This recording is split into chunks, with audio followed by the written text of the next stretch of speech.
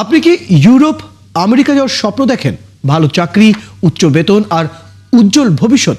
তাহলে চলে আসুন আমাদের পল্টন অফিসে। রাতারাতি ভিসা, অগ্রিম 1 টাকাও দিতে হবে না, এমন লোভনীয় অফার দিয়ে জাল ভিসা আর মানব পাচারের ভয়াবহ ফাঁদ তৈরি করেছে একটি দালাল চক্র। ৭১-এর অনুসন্ধানে জানা গেছে চক্রের মূল হোতা কবির হোসেন, আর সাথে রয়েছে রাসেল ও মান্নান নামে 2 ভাই। আশিক মাহমুদের বিশেষ প্রতিবেদন। পুরান ঢাকার মাশরুর হুসাইন মাশফি এসএসসি পাশ করে ভর্তি হয়েছিলেন ধানমন্ডি আইডিয়াল স্কুল অ্যান্ড কলেজে। নিয়মিত ক্লাস পরীক্ষা আর পড়াশোনা ভালোই চলছিল, কিন্তু বিপত্তি বাধে 4 বছর আগে, যখন ইউরোপ গিয়ে ভাগ্য বদলের স্বপ্ন দেখেন। পড়েন দালালের খপ্পরে। দালাল চক্রটি হুসাইনকে কয়েক দফা জাল ভিসা দিয়ে 6.5 লাখ টাকা হাতিয়ে নিয়েছে। আমাকে বললো পড়াশোনার এখন প্রয়োজন নেই, আমাকে সেলাইয়ের কাজ শেখা উচিত।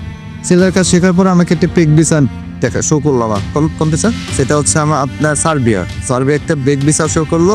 আমাকে কিছুই দেখাতে পারলো না। পরবর্তীতে বললো যে আমরা আন্তরিকভাবে দুঃখিত, বেক ভিসা চলে আসছে, আমরা পরবর্তীতে অন্য কোনো কান্ট্রির জন্য অ্যাপ্লাই করব। জাল ভিসা দিয়েই ক্ষান্ত হয়নি দালালরা। হুসাইনকে পাকিস্তান দিয়ে পাচারের চেষ্টা করেছিল, তবে পাকিস্তান ইমিগ্রেশন তাকে আটকে দিয়ে দেশে ফেরত পাঠায়। পাকিস্তান দিয়ে ওনারা আমাকে কোনো ফ্লাইট দিতে পারতো না।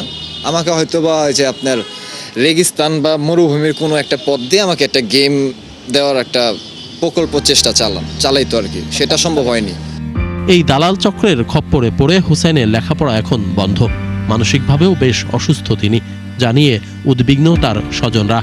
জীবন তো নষ্ট হয়ে গেলে এটা বললে তো আর ফেরত আসবে না, কারণ সময় চলে যায়, সময় স্রোত তো কারোর জন্য অপেক্ষা করে না। এই সারাদিন ঘরে থাকে, কোথাও যায় না। কারণ বের হলেও যে প্লেনের কিছু ছবি ছাড়ছে, তো সবাই বলে এই তুই বলে গেছিস গা, এই সেই, সেটা খুব কষ্ট পায়। হ্যাঁ, মানুষ বলে, আত্মীয় স্বজন বলে তুমি গেলা আবার এসে পড়ছো, এরকম একটা কিছু বলে। তখন আমার সাথে খারাপ একটা আচরণ করে। যখন আমি কি করব, ছেলে মানুষ তো, তখন আমার কোনো ভাষাই থাকে না। ছেলের একটা ফিউচার করার জন্য আমি এটা করছিলাম। তো মানে এমনই ফিউচার হইলো যে ছেলে এখন সিজোফ্রেনিয়ার পেশেন্ট হয়ে গেছে ছেলে।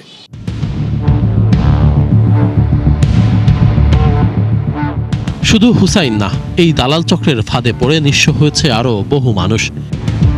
এই যেমন শরীয়তপুরের ইউনুস, তাকেও সার্বিয়ার জাল ভিসা দিয়ে হাতিয়ে নিয়েছে 2 লাখ টাকা। ডাইরেক্ট স্টিকার ভিসা আমাদের জাল ভিসা দিয়েছে।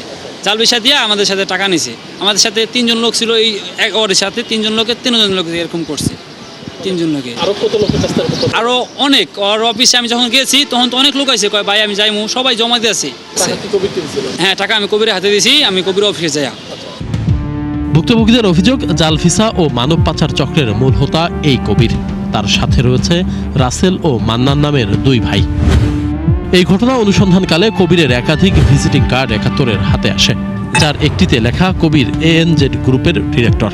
যদিও ANZ গ্রুপের মালিক খন্দকার মহিউদ্দিনের দাবি, কবিরকে তারা চেনেন না, তাকে আইনের হাতে তুলে দেয়া হোক। আচ্ছা, ও তো আপনাদের নাম, আপনাদের ইয়ে ব্যবহার করে ভিজিটিং কার্ড করছে, মানুষের কাছ থেকে টাকা নিচ্ছে। এই চক্রের আরেক হোতা রাসেল, যিনি মিরা এয়ার ইন্টারন্যাশনাল ট্রাভেল এজেন্সির DMD পরিচয় দেন। তার সাথে বারবার যোগাযোগের চেষ্টা করেও সম্ভব হয়নি।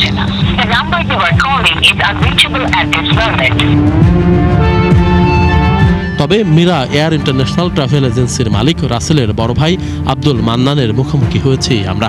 তার দাবি, তিনি এসবের কিছুই জানেন না, প্রতারণা করেছেন তার ভাই রাসেল।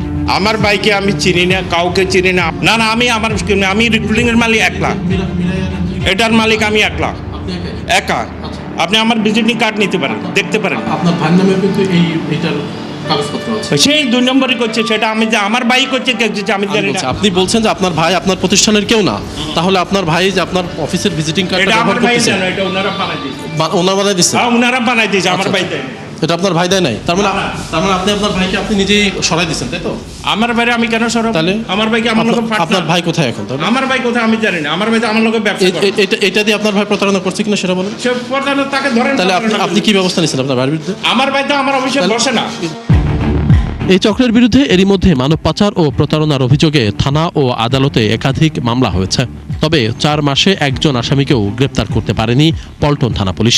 বিষয়টি নিয়ে তদন্ত কর্মকর্তা এসআই আজিজুর রহমানের সাথে যোগাযোগের চেষ্টা করলেও তিনি ফোন ধরেননি। এমনকি পল্টন থানার ওসিও বিষয়টি নিয়ে কোনো মন্তব্য করতে চাননি। আইনজীবীরা বলছেন, যারা ইউরোপ আমেরিকার স্বপ্ন দেখিয়ে তরুণদের জীবন নষ্ট করছে তাদের কঠিন শাস্তি হওয়া উচিত। এরকম অনেক আসামি আছে, অনেক কোম্পানি আছে বা অনেক দালাল আছে, তারা এইভাবে ভিকটিম যারা আছে ওদেরকে ভোগান্তিতে বা তাদেরকে টাকা পয়সা নিয়ে হয়রানি করতেছে এবং তারা নিঃস্ব হচ্ছে। আমরা এই মামলায় আমরা ইনশাল্লাহ আশা করি যে সাজা সর্বোচ্চ সাজা বিগত দিবে। আদালতের আদেশ থাকা সত্ত্বেও এসব দালাল চক্রের বিরুদ্ধে পুলিশ কেন ব্যবস্থা গ্রহণ করে না তা নিয়েও প্রশ্ন তোলেন আইনজীবী ও ভুক্তভোগীরা। আশিক মাহমুদ, ৭১, ঢাকা।